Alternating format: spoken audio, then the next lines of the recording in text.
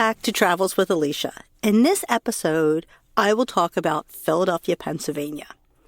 It's on the East Coast. It's right between New York City and Washington, D.C. It's an easy trip from either of these cities. You could take an Amtrak train from New York City. It'll pass through Philadelphia and Baltimore before getting to Washington, D.C. And now, with the posting of this, I have episodes covering each of these cities. Philadelphia is steeped in history. It has many nicknames: the birthplace of America, the cradle of liberty, and the Quaker City.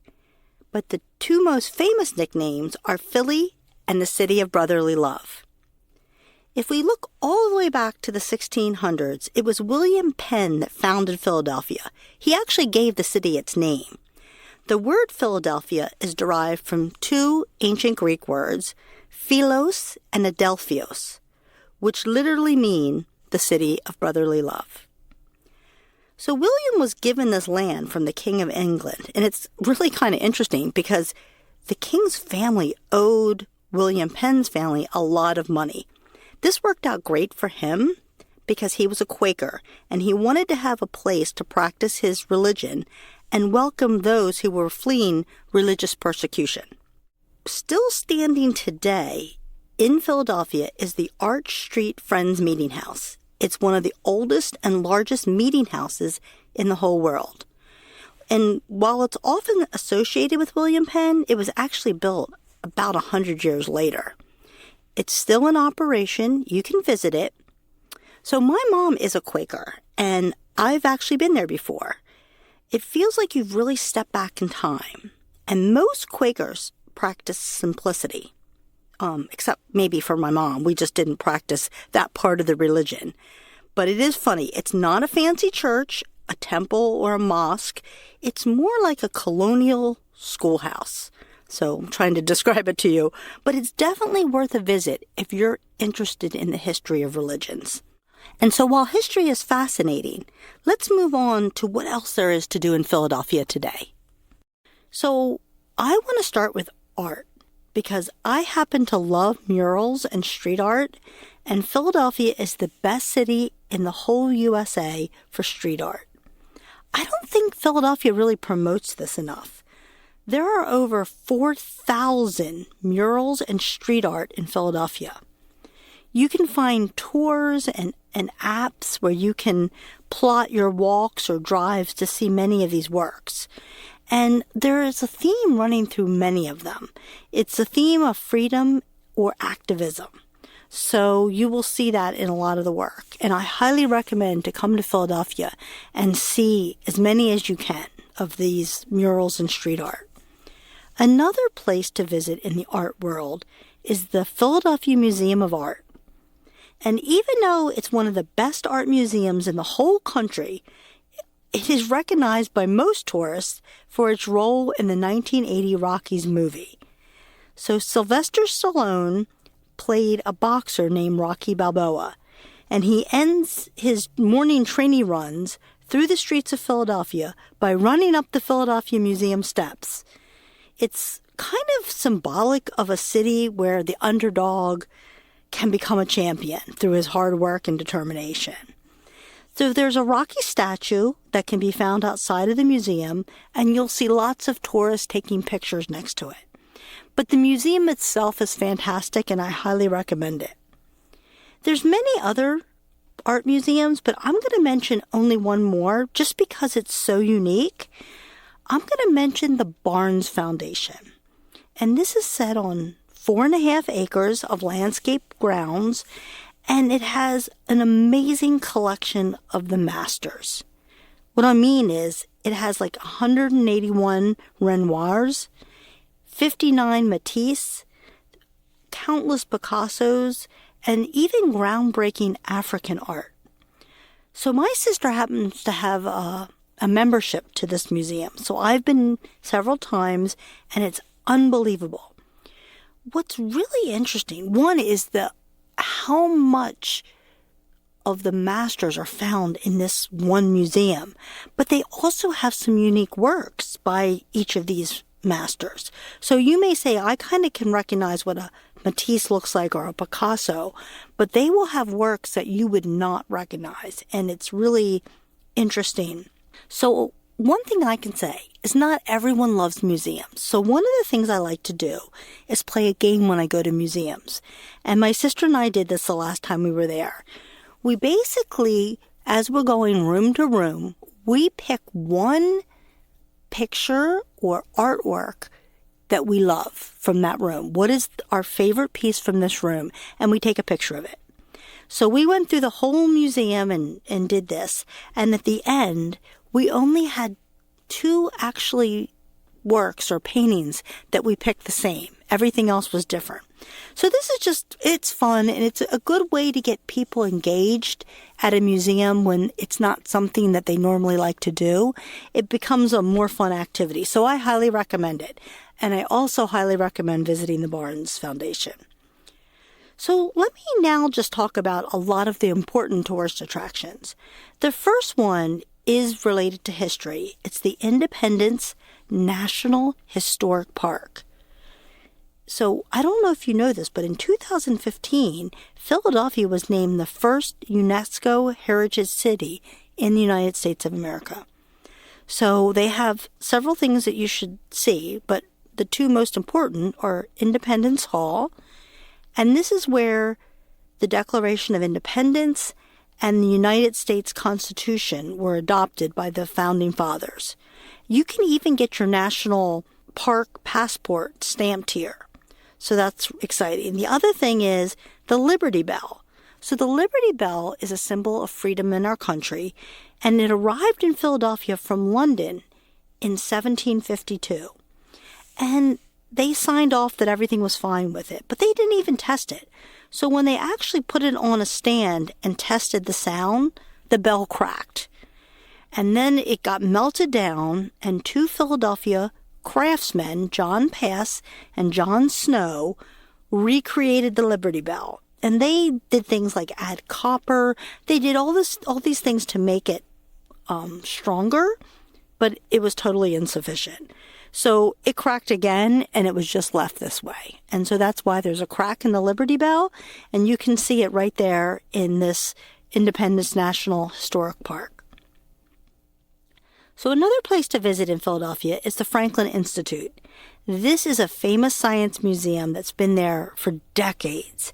I remember visiting many times when I was young, and they have a giant beating heart that you can actually climb through. And this is still one of the top attractions in this museum, even though it's been there for decades. The other things I'll mention are both the Philadelphia Zoo and the Camden Aquarium. So when you talk about great cities, there's usually a zoo and an aquarium. So Philadelphia Zoo was actually America's first zoo, and it's very large. It's definitely worth visiting. And right across the bridge from Philadelphia is the Camden Aquarium. And this is, so it kind of counts as being part of Philadelphia because it's so easy to visit, and that's why there's not another aquarium in Philadelphia. So I would recommend both of those. But the next thing on my list is something very unusual, and it really is a must-do. It's the Eastern State Penitentiary. It's a prison about 5 blocks from the Philadelphia Art Museum, and this was once the most famous and expensive prison in the whole world. It opened in the 1800s, and it operated for about 140 years. It closed in 1971, and this prison housed the most famous convict, Al Capone. This was where he was first sentenced on his first prison sentence. They were ready to set him as an example of how they were going to give harsh treatment to these prisoners, but then it didn't really happen because the prison guards were actually really, really nice to him. I'm sure they were kind of probably fearing for their life, but anyway, it didn't work out exactly as they had planned. But this prison has such unique and grand architecture, and the cells, each prison cell has a very small skylight. And this represents the eye of God. And it was thought that God was actually watching these prisoners repent for their sins. So it has such interesting history, but that's not the main reason to visit this place. So you can visit for about $17 a person, and they'll give you an audio set, or I think at least once or twice a day they actually have a guide that will tell you the stories of this prison. But what most people come to this prison for is some of the events.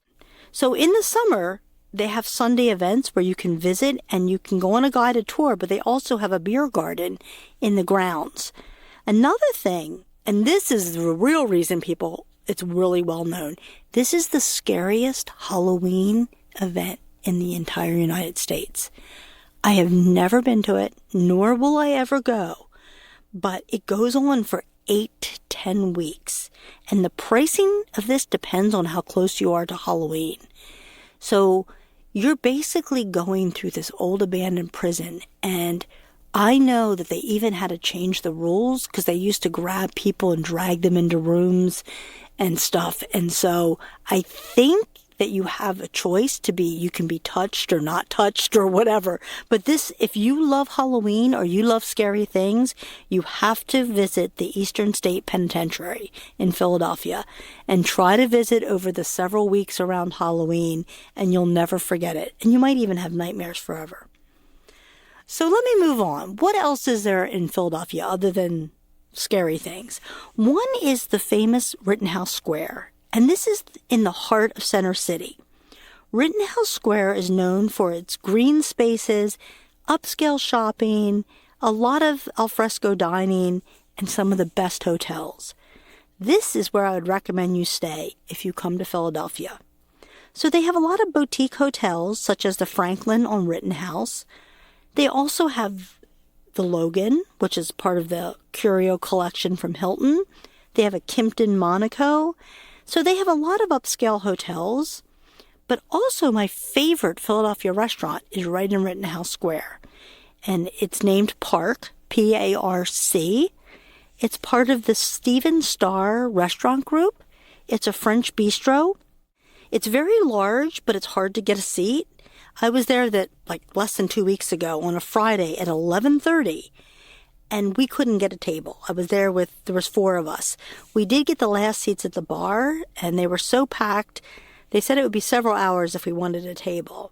But you gotta try the bread basket. They have some kind of fruit and nut bread, and I normally don't like things like this, but their bread is so good that I could just eat that in butter and be happy. If you can't get a table, one suggestion I've heard from people is that they grab a baguette at Park and they walk over to Bruno's, and that's where they sell the best deli meat and cheeses in Philadelphia. And they actually create a picnic and go to Rittenhouse Square. So, again, Rittenhouse Square is a great place, and that's where I would stay if I was going to be staying overnight in Philadelphia. Next, let's talk about South Philly. This is where, there's some famous things about Philadelphia, and one is cheesesteaks. This is where you can visit Pat's and Gino's. So this is very old school. These places have been there for decades, and they have a big rivalry or a competition where, who likes Pat's and who likes Gino's. They're very different. Pat's has a chopped cheesesteak. Gino's is more like it's a one-piece cheesesteak. So most people like Pat's, but that's my opinion. I like Pat's better, but it's fun to go there and get one from each place. So basically across the street from each other and do the challenge. Honestly, I think today, this is decades ago, so today there's probably a lot better cheesesteak places. You can always look up any top 10 cheesesteak place and find one that's close to wherever you are in Philadelphia. But if you want to do the old school challenge, go to Pat's and Gino's and try both. Another thing in South Philly that I want to mention is the Magic Garden. And this is on iconic South Street. And it's an indoor-outdoor space with mosaics and crazy collage art. It opened in 2008, and it's basically 3 city lots. I've heard amazing things. I haven't been able to get there, but it's definitely something I'm going to do as soon as the weather warms up. So let me mention another place that I actually totally love in Philadelphia. It's Chinatown. Philadelphia has a great Chinatown. They have endless restaurants and bars. And my nephew had a condo there in Chinatown for 2 to 3 years. He took my sister and I on a food tour, and it was so amazing. We went to small bars, tried craft cocktails and small dishes. The Philadelphia Chinatown is definitely worth exploring. One place that I'm really wanting to go to, and I'm going to get there soon, is the Hop Sing Laundromat. It's owned by a North Korean expat, and over 1,700 people have actually been banned from the speakeasy. The owner is there every day. He's the only person with the key, and he kind of rules the place.